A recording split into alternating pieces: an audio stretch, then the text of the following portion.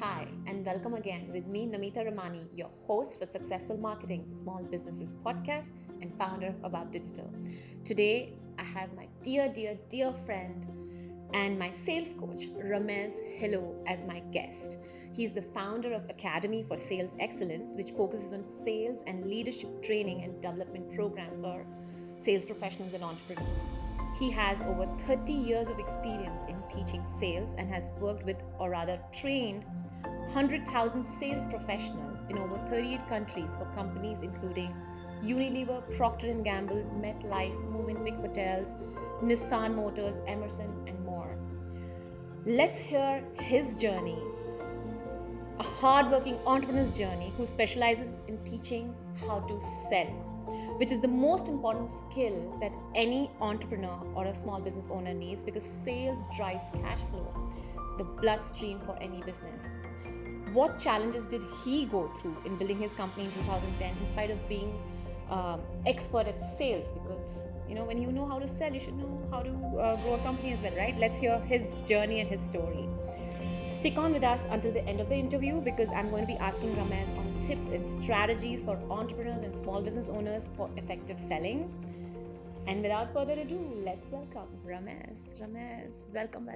Thanks, Namita. It's great to be here with you. It's a pleasure and an honor and always fun to interview you. And I think it's the second time you're coming on my show because Yes, right. before I used to do Facebook Lives. That's right. So excited to hear your journey. On the Facebook Live, we shared and talked about a lot on sales and teaching stuff. Today, we are going to be talking about Ramez and his journey as an entrepreneur in this country, in UAE. So I still remember, Ramez, back in the days when I was getting coached by you in sales, you had newly started your company. I think this is in 2010, what we are talking about. Correct. And you started the company Academy for Sales, the Academy for Sales Excellence, which is called TAFC. We're going to be referring his company as TAFC a lot. So just thought I will kind of voice it out so that when we use TAFC, people understand. You left a very high paying job at Unilever. That was a very, very daring attempt that you did, and leaving a good paying, constant, salary job and starting your own coaching company, which is one of the most difficult industries to be in training, selling training. Yeah. Why did you choose to do that? I've always thought of, when people ask me what I do for a living, I say I love to give people hope. I would rephrase that. I love to give salespeople hope. Why? Because 30 years ago, when I started my career in sales, I was not very good. Someone took the time to give me guidance, to give me ideas, and it was those ideas that forever changed my life. And I feel the obligation of passing it on to others. So prior to working with Unilever, I was an independent contractor working in North America for a period of 15 years. And every time I would speak and train and develop my people, I would say, Ramez, when you speak, you've inspired us. Have you thought of becoming a speaker, doing this for a living?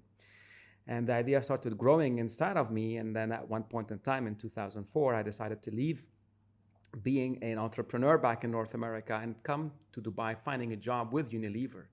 So I always had it inside of me that I'm here with this organization to see how the corporate world does things, to learn from that. So when I go out and speak in my 50s and 60s, that was my initial thought, at least, I would kind of have, an understanding of how things happen within that corporate world. Now, 6 years into my stint with Unilever, there was a restructuring. And it was 2010, right after the first or the last depression of 2009, if I recall. And there was a restructuring, and they wanted to retain me, but by sending me to another continent, Singapore, to go to Asia. And I figured, okay, this is a pattern among multinationals, and I had a choice to make at that time. I said, shall I go with them? And next time they'll ship me, I don't know where, or is it time for me to go out and really start? That I get enough of the corporate world to be able to go out and make it happen. And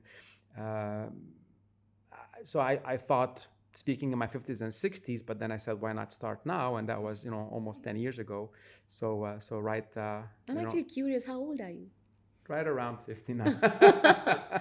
So good, you're well into that dream. Yes, I want yes. to actually know, what did you study, by the way? What was your education My like? education was, the official education is management, international business and management in the US. Now, that's the official education. But for the last 30 years, I've been studying Selling. people. I've been Oh, studying selling. I've been studying leadership. I've been studying communication. I've been studying, business strategies. I've been studying everything I needed to study and learn that they did not teach me in university. There's something yeah. called formal education and something called success education. I'm very fortunate to have met enough people in my life and career that opened my vision to. I hated to read, by the way. I am a slow reader. However, when I was devouring books and topics that I wanted to read, I could spend hours doing that. Especially also not just the actual reading, but audio programs is another big thing for me. Yeah, I remember you are the one who actually introduced me to audio program and Brian Tracy and Right? Eat That Frog and all those books that I have in my library are all thanks to you. I Absolutely. was horrible at selling, guys. I remember back in the days, I was so miserable. I used to love making websites and doing digital and strategy at that time. But I think I started my company. No, I know. I started the company in 2004. Back then, nobody even wanted a website. Everybody would want to do print ads and stuff. And I was passionate into doing the work in those days. Very excited about learning more about websites and about branding and about logo, and I hated selling. And Ramez is my coach who actually taught me how to sell, and I give a lot of credit to you. Even when I speak on stage and stuff, I always share that my sales coach Ramez Helou taught me how to do authentic selling, and there's a question about that in this. So I'm not going to talk about it right now yet, but very soon we're going to come on that topic of authentic selling. If I may just interject something there, Yeah. Namita, you are an artist. Oh, am I? You are, you love your craft, your website design, the way you create your campaigns, you visualize everything. And the challenge with a lot of entrepreneurs, business owners, is they are artists in a way. Yeah. They are so passionate about what they do that sometimes they forget that being an artist is great, but it doesn't pay the bill. You need to define, you need to have at least a plan, a strategy. You can't leave it to chance. You cannot get in front of a client and then wonder, am I going to say the right things? Am I going to do things in the right sequence? Yeah. So I remember sitting with you and going on the field and having a lot of conversations and coaching and working with you, and then really seeing how you have come along. It really puts a big smile on my face. I know, and thank you so much. I remember once Ramez had come with me on a field trip to one of the spas, to Oman. Oh my God. And I remember we were sitting with all these head of sales and spa managers and all. I was very young at that time and very new into spa marketing, one of our niches that we specialize for spas and aesthetic centers. Then, I remember telling you, Ramez, can you please pitch? Can you please do whatever? I don't want to talk at all. And you're like, no, Namita, you can do this. And I still remember how you were always supporting, guiding, pushing me to kind of give it. And I still remember sweating and still giving my pitch. I was really nervous at that time. So thank you. No worries. I'm always forever grateful. And I hope with this conversation, all of you guys who are listening, you're going to learn a lot from Ramez. And maybe check out his programs and stuff, which will come to the end. When we come to the end, we'll definitely share all the links to Ramez's stuff that he does. Going back to Ramez's journey. Yeah. Training, Ramez, is one of the toughest businesses, I would say. And in training, a lot of benefits are intangible. You don't see them tangible. Like when you do a training program, you spend an entire day in a hotel or whatever. Back in the days, that's how. Now I think the training has evolved, and you're going to share with us a lot about how you have evolved your programs and stuff. But it has more intangible benefits than tangible, and it's very difficult to convince companies or people to invest in their training, because this is how people think, I would rather go and sell versus sit in a room and learn. And how did you overcome this challenge for TAFC, for the Academy for Sales Excellence, and made it a success with TAFC? 2010 was definitely not a great year to go out and start a training business, for sure. And I think there was a journey that I went through. Is one of them was defining what is it that I'm going to be all about. Being an expert in sales and I can do many things. I could have started a leadership development organization only focused on that. I could have, but I figured that at the core of every organization is their ability to drive sales. And I had spotted a pattern, Namita, by working, by being employed with Unilever and having the chance to travel to more than 30 plus countries. I've observed a pattern in this part of the world where people that are in sales or people that are selling are not necessarily doing it, aren't successful because they are really good at selling. They were successful because they were just showing up, and the markets are growing and customers wanted to buy, needed the product, they had availability, they had good reputable companies, and they bought from them. So they weren't really good at structuring that selling conversation. I knew there's a gap. I knew that this is not sustainable. So what I decided is I decided to pick this as my niche, which allows me to then talk with company owners, entrepreneurs, businesses about the one thing that they need to get better at to ensure that they have a sustainable presence. And particularly what happened from that time onward, if you look at the UAE market or any other market for that matter, has competition gone up or has competition gone down? Up.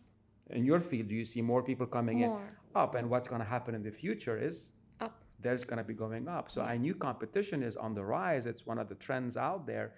And the need to refine people's approaches was imminent. There was no way around that. So I feel that my research and my logic going behind it and what my clients were telling me was what got me started. Was it easy? Absolutely not. I think the hardest thing at the time was to convince companies to spend money on training. I remember having a conversation with a company owner, and he was actually one of my distributors. I'll tell you, before I even left Unilever, I already had 2 retainers, which was really good. It was my own distributors within Unilever. I'm talking with one of them. His name is Hisham Al-Jamil. And it was a conversation. It was like, Ramez, market is not very good. What if we train people? And that's a very famous saying out there. What if we train them and they leave? And my answer to him, what if you don't train them and they stay? And it's like, today they say that, this is recent research showing that even when you put someone in a training, they'll only retain 10% within 30 days. So people forget 90% of what they hear within 30 days. So imagine you listen to a course today. If you do nothing, you'll remember something, but you'll have zero ability to apply what you have learned. Now, what makes our training program different, and that's our, let's say, unique selling propositions, is I don't just give people knowledge, is I help them translate the knowledge, take the knowledge, and put it in and develop habits that change behaviors. When behaviors is changing, then actions change, result change. And when you get results, you don't question the training. So today, many times, yes, companies might compare the Academy for Sales Excellence with other regular organizations, and it's up to them to compare. But they're only comparing maybe the investment or the cost. They're only looking at the tip of the iceberg. Because what normally happens when people want the training is they don't want the training. You know what they want? The results that come with the training.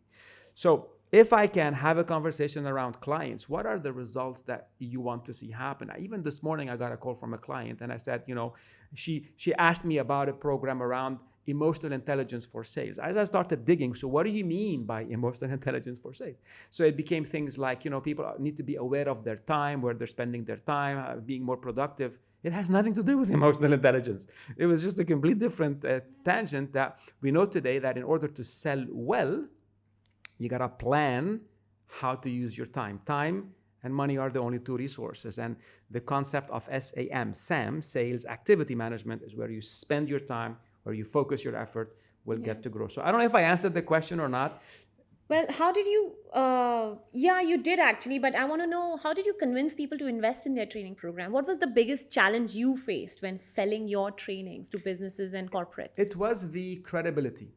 It was like the people that knew me, they would spend the money, no issues.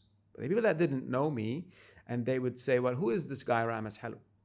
Right? Who are you? And I think any entrepreneur who is about to start their business, they will go through a similar thing. Why should we spend money from you, not from somebody else? And we know today that fear is the number one reason why people do not take any action. So what I had to do is eliminate whatever fear that Objections. fear, objections Your that people, language. exactly, that people had. Yeah. So among them is, if I spend the money, how do I ensure I get results? And if you remember when I worked with you, you told me that after doing the coaching, look, I closed this deal, it was worth X amount. Yeah. So it was very obvious for you to continue investing. If Yeah. I invested X and then I got return X times 10, would you invest X? Right? So there was an element of giving customer this confidence that you work with Ramez, you're gonna get the right results. So, like you rightly said, it was the most toughest time. It was one of the first recessions I saw in Dubai, Correct. 2008, 2010. How did that affect the business? And it's such a risky thing you did. That's when you started the company. So what happened, I'll tell you, the difficulty was not necessarily in selling. I'll tell you what the difficulty was. Difficulty was in finding enough clients, because I was a one-man show. Yeah. And that was the time, I'm trying to think, there was YouTube in 2010, but it was so very... Seldom, it was not so popular. Correct. So it was not what it is today. The ability to build awareness, you had to do a lot more effort and activities. And that was one of the things that one of my dear friends as well, you probably know Phil Bedford. Yes. With Ascentive. And I tell you, I met Phil at a NLP certification program. And he said, why don't you come and attend one of my programs? And when I attended one of his programs, there was this inner thought, inner chatter saying things like, Ramez, you're an expert in sales. You can do anything. Why do you want to go to this Phil guy workshop and see what he does? But something on the inside said, Ramez, come on, just go check it out. I'm curious. I love to learn. So when I sat and I understood what Ascentive does and what Phil was explaining, and he was talking about, gang, as a business developer, so any entrepreneur today, your biggest resource is either the money you have or the time you have, which is what I had, time and money. They didn't have a lot of money to waste, right? I had a little bit more time. So what I learned with Phil is, Ramez, how long it takes to funnel an opportunity, how much time, effort, follow up, send proposal, let's have a pitch here, let's do it. It could take time. So the way to condense the time it takes to convert opportunities is to find what I call warm clients. Warm clients happen through relationship introductions, when someone is introducing you as a friend of you. So if you introduce me to some of your friends, I have high credibility in their eyes because you are talking highly about me. Word of mouth. Yeah. So the key was, how can I connect myself with key, I would say, stakeholders that have access to my target audience? So this was the biggest thing that I got from working with Phil. And I was very much intrigued, and I decided to invest, at the time, 15 or some thousand dirhams in going into a program and learning these principles. It was called the referral marketing. It was called Referral Success Institute. It was called the Referral Institute, and the course was called Certified Networker. The Certified Networker program. Today it's called Pro. Yeah. So to me, it was about, how do I surround myself with people that are willing to support, willing to help, and just as we talk about, are you a value taker? Am I a taker? Am I a taker of value from others, or am I a giver of value? So when I give value to others would want to reciprocate and give value back to me, and that was really the Givers gain. That was BNI's as well. You're part of BNI as well. Was right? part of BNI, another great organization. So I think today the biggest mistake that any entrepreneur, I was fortunate. They say, when is the best time to build a roof? Before it rains, after it rains, or when it rains? And I was lucky that I built it before it rains. I started building my network. I started building the people around me so they can easily talk. I mean, you gave me one referral. You said, Ramez, there's this people from bait.com. Why don't you go talk with them? Yeah. And it was that, that brought me a deal, and so it was easy. I stood up, spoken, in front of their CEO, in front of their sales leaders, said, okay, this is the guy, let's go, got things. So again, it's about aligning yourself with others where there is trust, speed of doing business is increased, when trust is low, then everything else suffers. So I think from this answer of Ramez, I understand that it's very important as an entrepreneur, you invest in learning skills, you invest in training programs, and you join networks. 100. So find out what are the local networks popular in the area or the region you are in and join them. Absolutely. I even build on something, Namita. Having worked with a multinational, and I turned around the troubled business. I had a lot of stars. I mean, if you were to look at my achievement, from a direct seller, top performer, moving into an organization like Unilever, I've built their global B2B sales training module. I've certified 40 plus trainers, so I knew what to do. Right, to then moving into the leadership ranks and then running the business. So I think I was humble enough to realize that, one second, I don't have all these resources around me. When I was in Unilever, if we needed to spend money on something, we could ask for a budget, of course, justify the ROI. Here it was my budget. Yeah. If I wanted to spend this much money, I needed to make sure that it was going to get me something in return. And I highly recommend, the concept of the more you learn, the more you earn, right, is definitely that. And for entrepreneurs, I tell you that are starting businesses in 2020 or 20 in the new decade, you have a much more difficult task than what I had. Because in my case, I was slowly but surely exposed to these ideas over the last 10 years, and it gave me time to adapt. Today, when you go out, you got to go out with a bang. Yeah. And a lot of time, there's no bang. you cannot go out there and make a revolution when there is, 1,000 other people doing what you're doing. Yeah. So you really got to find a way to differentiate. Really got to find a way to add value to others quickly, fast, and it's got to be unique and authentic.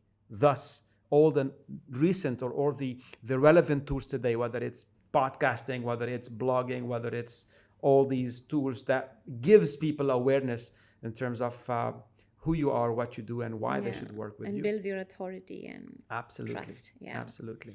How does Ramez Ramez deal with price objections that clients throw at him?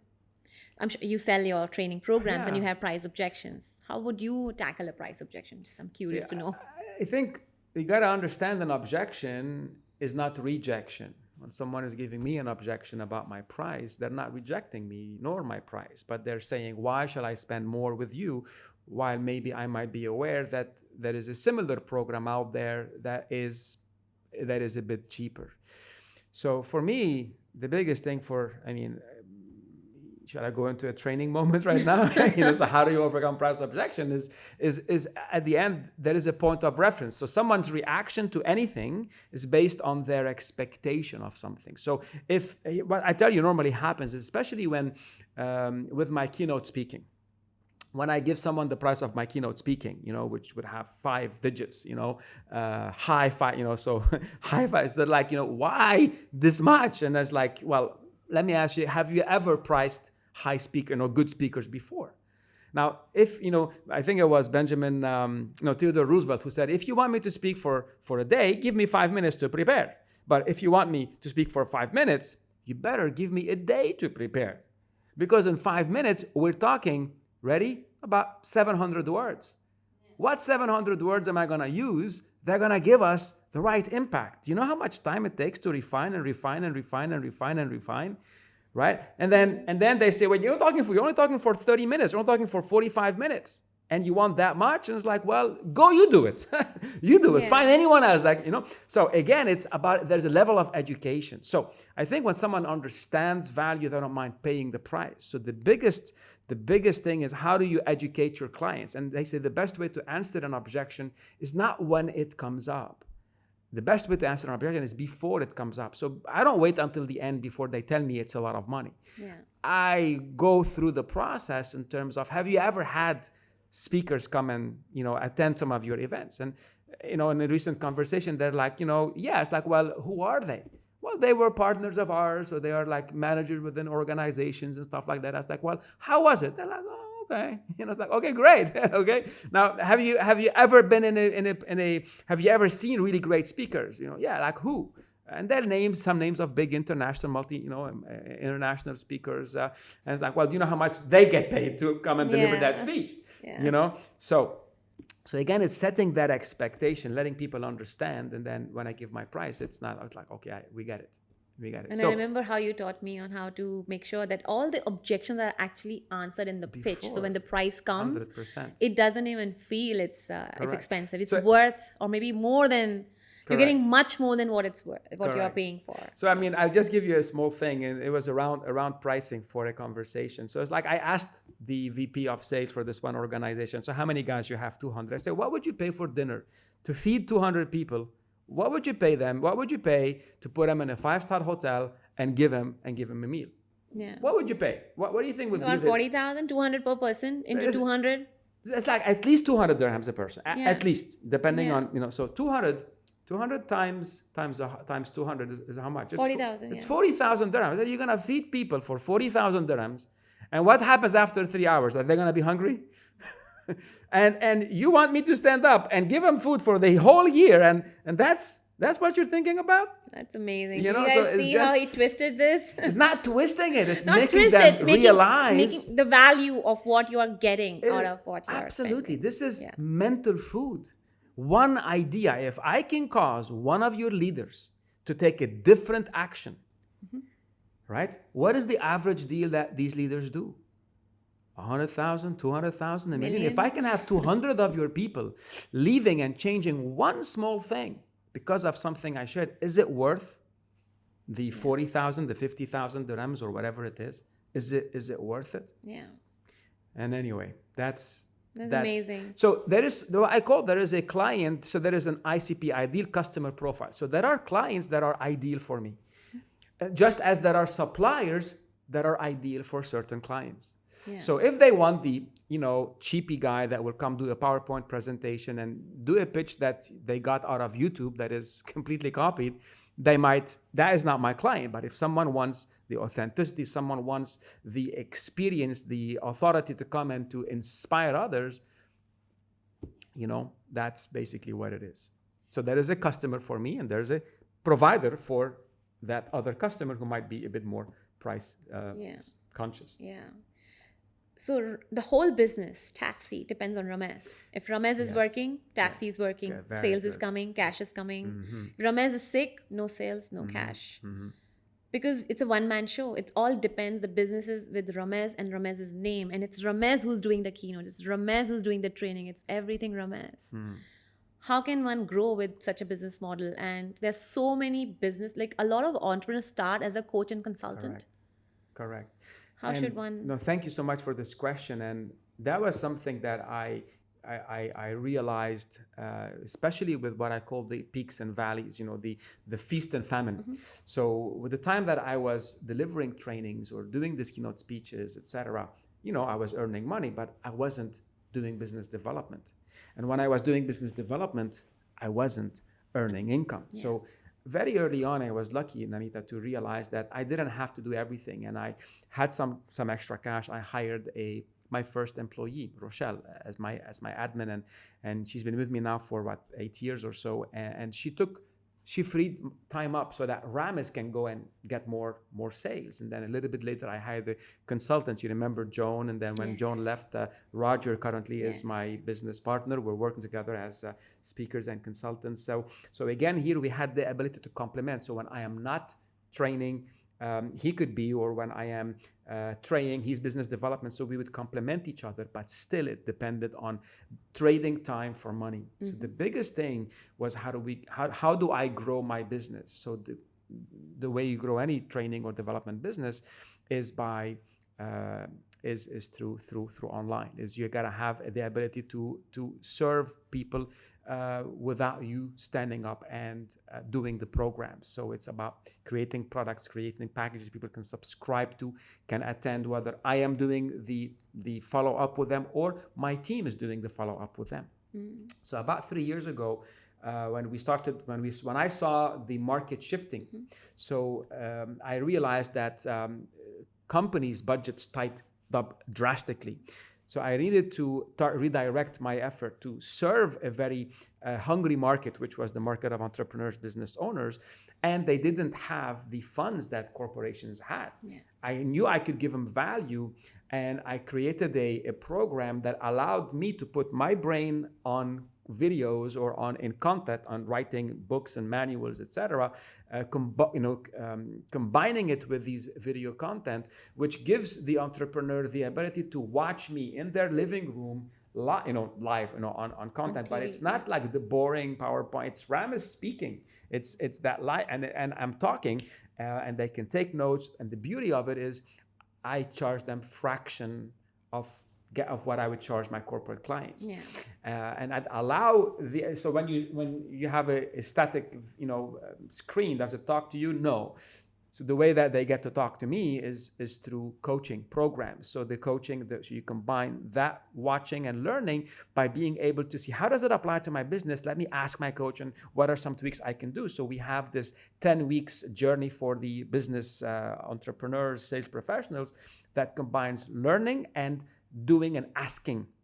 So when they learn information, they can start applying it. They face obstacles. They come to a coaching session every other week, and they can get to interact with me or some of my other certified coaches. So now this is the scalability. So I am not even. So I'm very fortunate to say that I saw a great improvement in 2018, 2019. This year we're closing 30% of my income for this year came from the digital courses. Not me doing anything. How did you learn about doing these things? I remember us having this conversation back in the couple of years back. The principle is modeling. Where in the world other speakers are earning without them speaking. So among other models, one of my mentors, gurus is Brian Tracy. So what does he do? So I've studied, I've observed what he does. There are other people like a lot of my clients are corporate. So there's another guy I also look at, his name is Ron Kaufman, who is the service leadership. So he's developed some really great concepts and programs. And the beauty about Ron is he's not been able to do this currently most of the people consuming this content are small business owners, entrepreneurs, and now I have the ability to take this to my corporate clients. So corporate clients can get training relatively for free. And when I tell a client you can get training for free, like, what do you mean? It's like, if you can have access to this library, if we can customize it according to your business, and then have people empowered to then conduct these coaching sessions, you don't need us.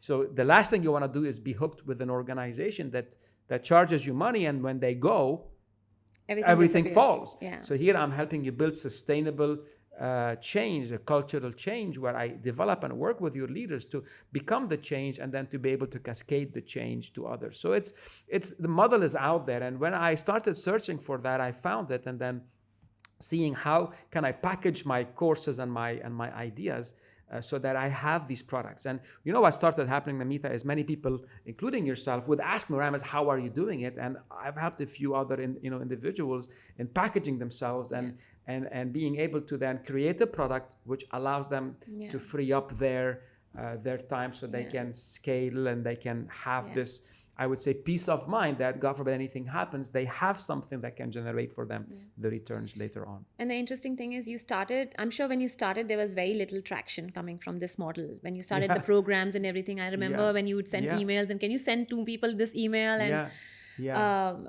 so in America, for example, the US is much ahead and forward when it comes to digital training, spending online, e-commerce and stuff. Our market, especially the UAE and Middle East region, is catching up a little slower. Yeah. And people are not yet investing in digital programs in this part of the world. It's changing. It's increasing by the day. Correct. But did you ever feel, when you were investing in developing these programs, that is it going to pick up? What's going to happen? Did you ever have that little bit of fear that maybe this investment is going to go to waste? Are these people going to take this or not? It's just now it's picked up. Yeah. The answer to that question, Namita, is no. And here's why. The way I've built this course was by talking with people that needed the course. So I already had, you can say, my you want to call it market research. You had your audience ready. had audience that are asking me for these things. So Ramez, do you have anything for entrepreneurs? We're facing a lot of rejection on price. What can we learn? And I heard this so many times. So I knew there is something around. People are having difficulty in selling their value. Because of increased competition, there is more and more, you need to become better at really having your value be clear, crystal clear in the mind of the receiver. So if the value isn't clear, there is going to be a price objection, right? So I had all these patterns, all these, let's say, common problems out there, and I knew that another trend, as you know, Namita, is happening is I'm seeing a lot of employees leaving the corporate world, whether corporations are downsizing or restructuring. And many people in their late 30s, mid 40s are experts in what they do. And now they want to go into consulting, into training. Yeah. And what happens is, you're an expert in online marketing, but you might not be an expert in converting one-to-one conversations. You still have to sit down with marketing directors of your clients, and you need to be able to understand how does a competitive pitch happens. Maybe you've had them happen to you, but now to be on the launching side of that, oh my God, it's a complete different skill. Yeah. So it was and of course what's happening in other parts of the world, the rise of entrepreneurship. Many people, another niche that has emerged over the years is, many startups have, launched. They launch even digital companies. But digital companies today need an offline presence so that you sell more of the digital product. Yeah. So one of my clients, Doobie Cars, they sell like similar to Do Business, but you don't sell subscriptions automatically like that. You need to go talk with the car dealers. You need to go and let them know why spend money on this platform, not the other platform. So this type of a conversation, normally, I'm from XYZ company, you want to buy. Really? Is that how you expect me to buy?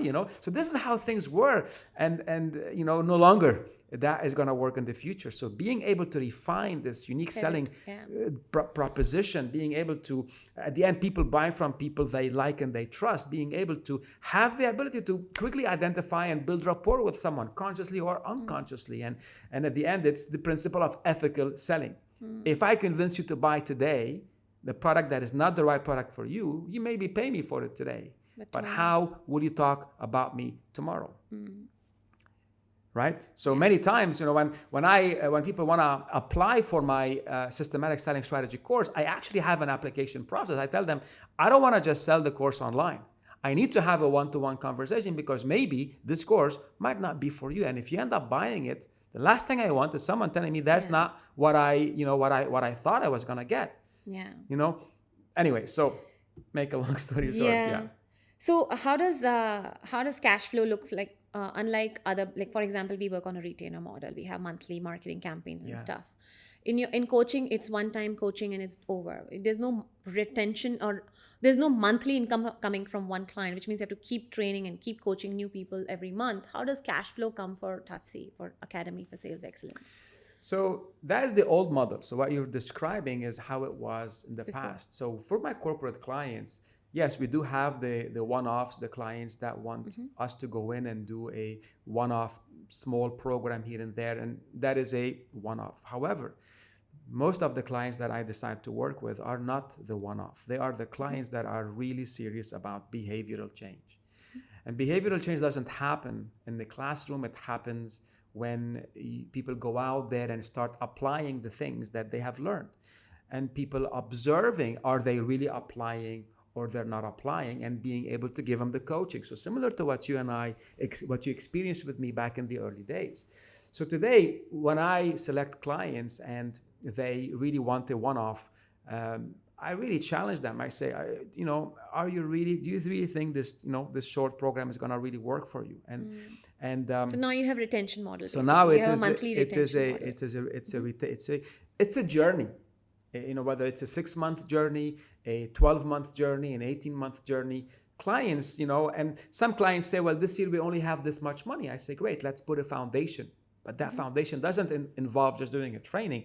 Let's make sure the training is done. We empower your leaders to know how to coach. So even when I'm not there, we're doing something. Let's interject a series of webinars, follow-up webinars with your sales leaders so that I support them in their journey, or better, so there are different levels of support to make it happen. So now you've changed, the way of coaching has now evolved way ahead. The way of doing business within the training and consulting cannot be a one-off. Not anymore. Exactly. If companies are thinking one-off, I really think twice, are they the right client for me? Yeah. Right. One of the things you taught me was authentic selling, Ramez, and it has been with me since the day I learned about authentic selling. Yeah. And I still remember the win-win element of selling. And at Above Digital, we believe that our philosophy is when you grow, we grow. And when we sell our marketing campaigns and our digital marketing services, I make sure that what we think is, how can we help you generate money first, so you recover the cost of spend in marketing fast, and so that when you grow your business, when you make money from what we do, you give it back. And when I changed, this is actually when my business changed. Until then I was struggling. I still say this, like in 2010, when I stopped thinking of making money and started thinking of how can I give value, which what you taught me, it just started making money. It just turned the tables. And this feeling of selling authentically came after you explained me the concept. Because in the beginning, as an entrepreneur, I was always behind, okay, I'm giving you this and I want this back. I want to be paid, because you always have the bills on the mind. I have to pay here, there, and all these different, your rents. You have so many expenses, and plus you don't have an income coming in monthly like in a job you would have. So, but it was this concept of authentically selling to give value with your product or service and not taking money. How can you share a little bit about authentic selling to other businesses that they can apply to their business models? I think all entrepreneurs, maybe they start off with a great noble idea, and then they get sucked into a vortex or into a hurricane of, once you maybe make a couple of sales and you think you have a business, you then start committing expenses and building overheads, and they come every month whether you generate more business or not.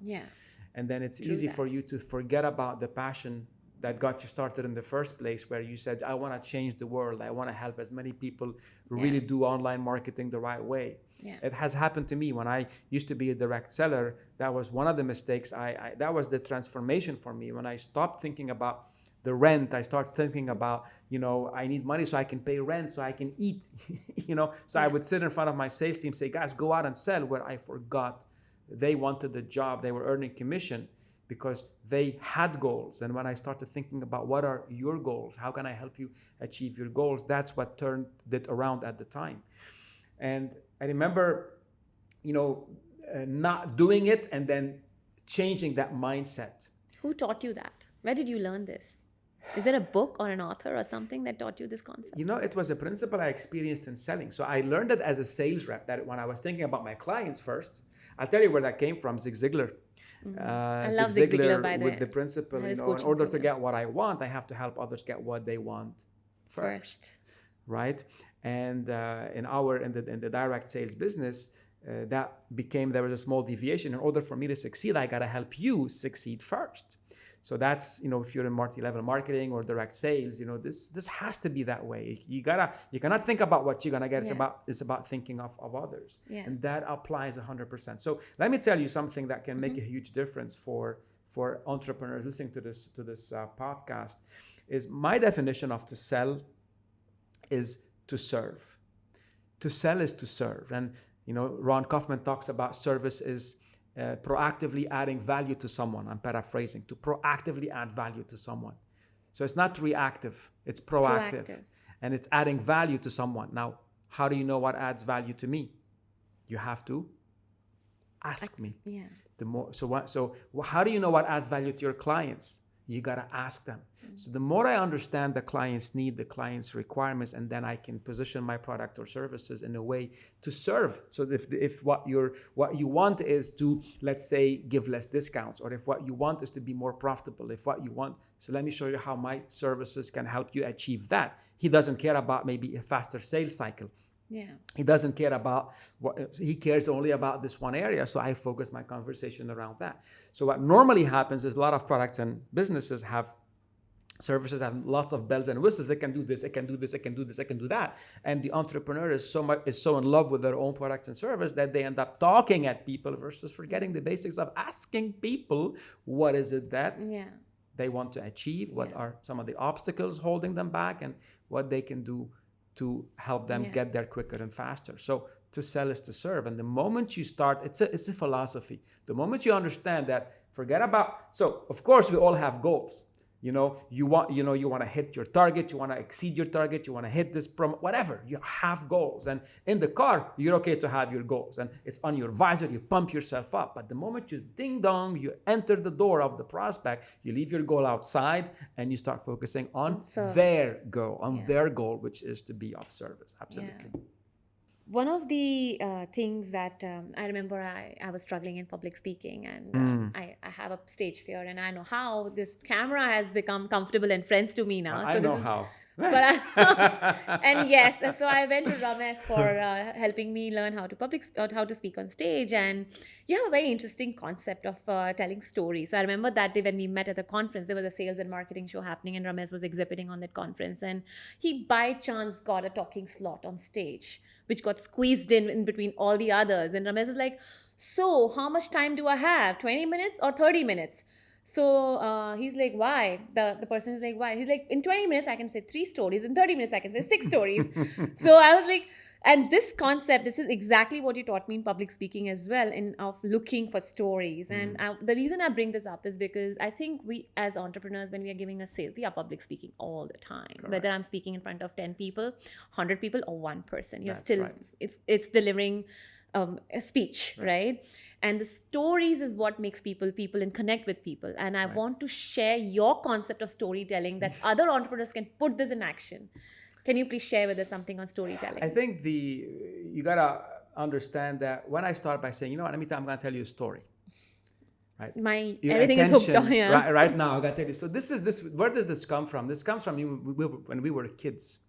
Right? But if you search back in time, humans, anthropologists have this, they discovered that storytelling became storytelling when humans discovered fire. Before we discovered fire, we were always afraid of being hunted by bigger predators. Yeah. When we discovered fire, the fire gave us heat, the fire repelled the enemies, and now as populations, as humans, we could interact with each other, and people found that it's actually entertaining, it's enriching to share experiences with each other. Now, stories grab our attention. The biggest reason why we use stories is because the brain is wired to go on hibernate mode, on scarcity mode, in a sense where the brain wants to save energy, save power. And to be attentive to someone requires power. So if I start talking to you right now and whatever I'm saying is not interesting, your brain shuts off in less than 7-8 seconds. Thinking something else. Right? Yeah. So what keeps the brain engaged, and you attention is a great currency. Imagine if you have a great idea to sell, but you can't grab people's attention. Yeah. They're never gonna understand your idea. Absolutely. They're never gonna be able to follow along, and then you're talking to a wall. Yeah. So why storytelling is important is because psychologically, from a neurological perspective, stories release different types of hormones in our brains. It's hormones, whether it's cortisol, which is the stress, or a stress hormone, or oxytocin, the empathy hormone. Or it actually builds a movie. You start visualizing, right? You start putting a story into a visual, actually movie happening in your brain. You start visualizing how the story worked. 100%. So the brain starts using its imagination. If I say right now, I was driving my car and it was raining. Car. I can imagine the rain. Yeah. I was on my way to work in a taxi. Yeah. So now you can see, here's Ramez in a taxi. And so this is how the brain thinks in images. So the way you describe things, you're able to engage the brain of your audience so that they are capturing certain ideas. Look, stories need to have many elements, but just very simple 3 elements: people, places, dialogue. A story, so I was talking with blah, blah, blah. I was talking with blah, so places. So we were sitting at a nice restaurant. So I was sitting in the downtown area, and now your brain goes into the downtown. It was dark. There was a beautiful, the fountain was playing or whatever. Absolutely. So people, places, dialogue. So if your story has these three simple elements, that you are in a good shape to keep someone's attention. And how can we mix stories to selling? So the way you mix stories to selling is stories, you gotta think of what I call success stories. Yeah. You find ways, that you bring similar elements. So one of the easy, okay, I'll give you the story. One of the biggest reasons why customers work with me is because of the results that I give them. So I have this live story. One of my clients is Nestle Food Service. And Nestle is a big multinational organization. They have a whole training academy. They don't need Ramez or the Academy for Sales Excellence to come and do any training whatsoever. Yeah. But their issue was not the training. Their issue was the ability to take the training and ensure people are applying the knowledge, and then be able to measure the impact of the training. So what we did is we installed our system, and within a 6-week progress, I gave them a 300% ROI. Now, what do you think they did? They said, great, go do it in Saudi. Great, go do it in Africa. Great, So I just used the story of a real life customer to remove certain elements. Now, I can dig deeper. If I start going into how I did it, I probably will lose you. But I was just keeping it at a high level. There's a big mix of how much story to tell, where to stop. I think there's a lot of different elements. For that, you have to go through the training process. So I think the biggest, the one element of brevity. When someone is saying a story, and even in this podcast, there could be times where I'm saying something and people are drifting. Yeah. Right. So good storytellers are saying a story and are avoiding drifting, are avoiding this drift factor. So you're saying something, you're saying enough to keep people engaged, to give as much color, give as much elements, so people are, wow, you keep that engagement level. Yeah, I'm going to get a little personal now, Ramez. So back in the days, I remember there was some struggle happening and I think in everybody's life, when every entrepreneur, small business, anybody, you have a work life and you have a personal life, and there were some troubles going in your personal life, and now you are happily remarried and stuff. So I want to go back when you were going through challenging times in your personal life. How did you maintain balance and kept doing what you were doing in the work life? How did you make that balance? And keep the company going? It was not as easy. You can imagine. I think every professional will get to find a way to, I don't want to say the word separate your personal from your business life, because in a way they go together. If I'm having a bad day at work, it's gonna show up at the office, and vice versa. However, over time, you get to get better at keeping the work at work and keeping home at home. There were times, Namita, where it was really devastating. I think the muscles of being able to do just that, keeping work at work, and got worked out more at that time. So I didn't know I never thought about this was gonna happen. But when it happened,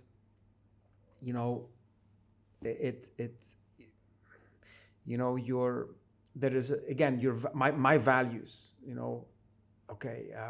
I love to help people. I need to help myself first. I need to help my family. So there was all that, and then at the end, it's about separating what I can do and what I can't do, and then being able to deal with it. So it sounds simpler than what I said. At the time, it was difficult. I can't say anything other than that.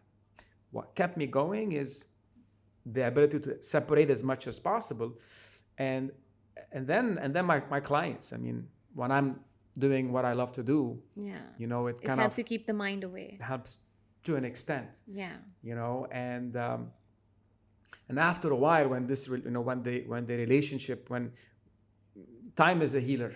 Yeah. So it took a while for it to heal, but when it healed, it opened up new possibilities. It opened up different things, and business did well, and then personal became well again. I know. Where did you meet your wife? I met her at church through a common friend. And now Ramez is a new father also. Yes, he has two sons from the first marriage, and now he has a toddler taken care of. Yes, a 1 year old, 1 year and 4 months, 1 year and 5 months in a few days. Yeah. 3 selling tips you can give to small business owners and entrepreneurs for effective selling. Something that they can do without coming to your coaching program. But before you sell, understand your client. So something as simple as doing a bit of research. I think understand your client is one thing. So what am I going to understand about my client? Understand their industry. So if I'm in the online digital marketing, if your client is that, so you got to see, well, what are the trends? What are the changes happening in the industry? What are the challenges? So I got to equip myself with certain knowledge. Today, there are certain AI engines that scan all the data available online, and based on an industry, it gives you insights. So you can do that, or you can do it. You can go do it manually. So research your client, research their industry, research their competitors. I talk about the 5 C's. Let's talk about 3: their customers, their consumers, and their competitors. If you do these 3 things, then you are in a good shape. Mm-hmm. The other 2, just in case you want to know, one is the country, what's happening in the country from a political, economical, so the environment, and then one is their company goals, objectives, and certain things. So that's step number 1. So my addition to this, because I'm a small business owner and entrepreneur myself, and I've done the training with you, and what I've understood, one tip that I would give from learning from you is to be authentic in when you sell, be genuine when you're selling. Don't sell because you want to make money out of that person or milk the cow, but sell because you genuinely think your product or service is going to add value to them. So definitely be authentic. And second is ask more and listen more.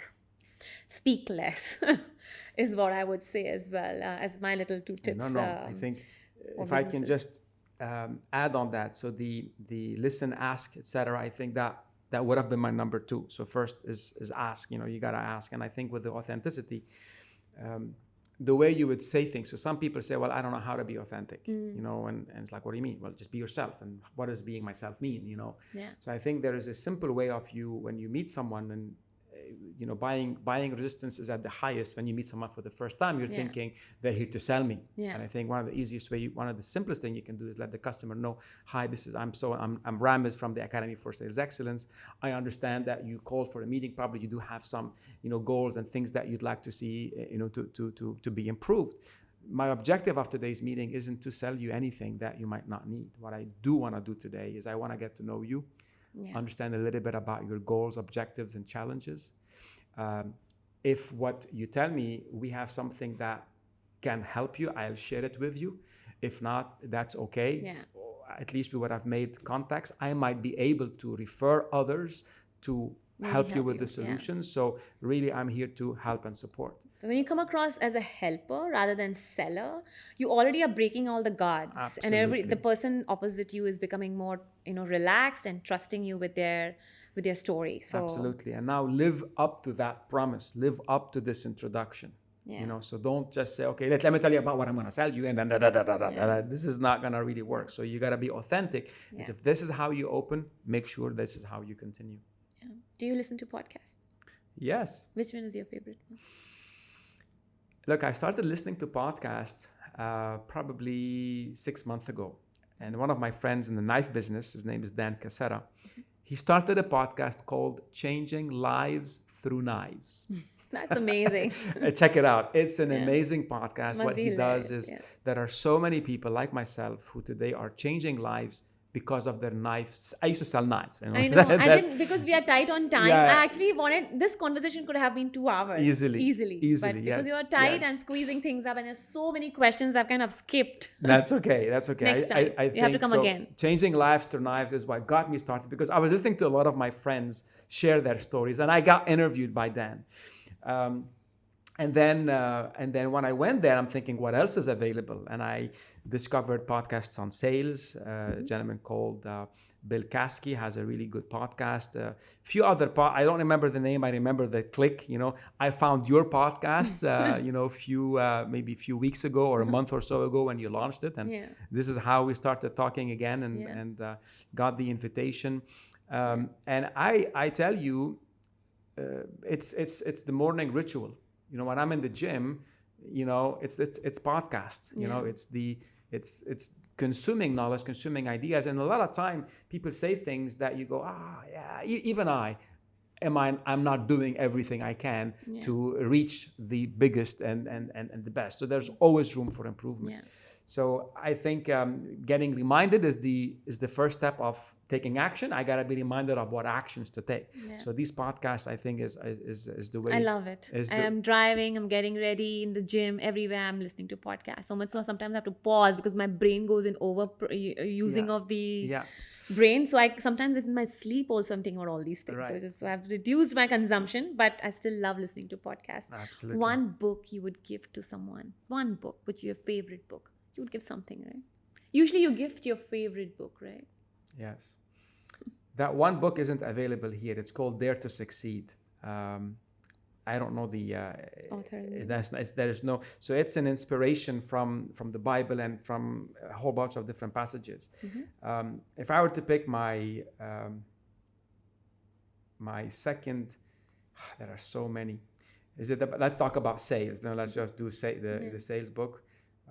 I would tell you, why don't you pick up a copy of my upcoming book? Definitely. It's what is it called? It's called Unleash the Power of Your Sales Team, the ultimate guide for CEOs and business owners. Perfect. And so watch out for it, guys. Is it going to be on Amazon or Audible? All the above. Sometimes next year, 2020. And look, there are so many, but the one book that really made a big impact on me is called How to Master the Art of Selling by Tom Hopkins. Mm-hmm.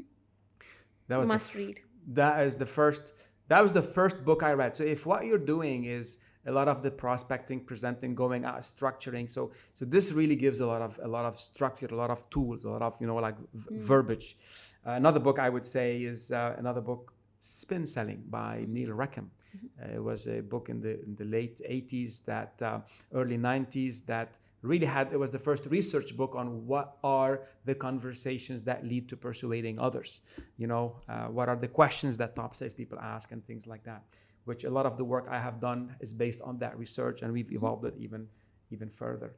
Awesome. So I'll stop on that one. Yes. And lastly, where can people find you? How can they work with you? If you'd like to share your website and programs for small business owners and entrepreneurs. Yeah, absolutely. If you look at theacademyforsales.com, you can go on events, upcoming events, programs, and you will see I have some events for entrepreneurs, business owners that happen here in the UAE, in the Dubai market.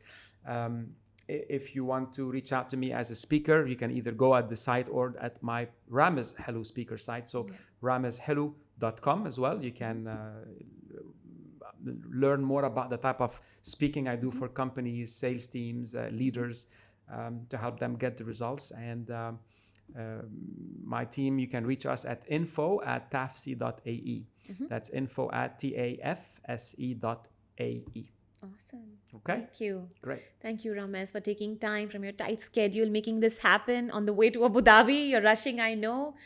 And thank you so much, guys, for listening. I hope you got some amazing insights from this conversation with Ramez.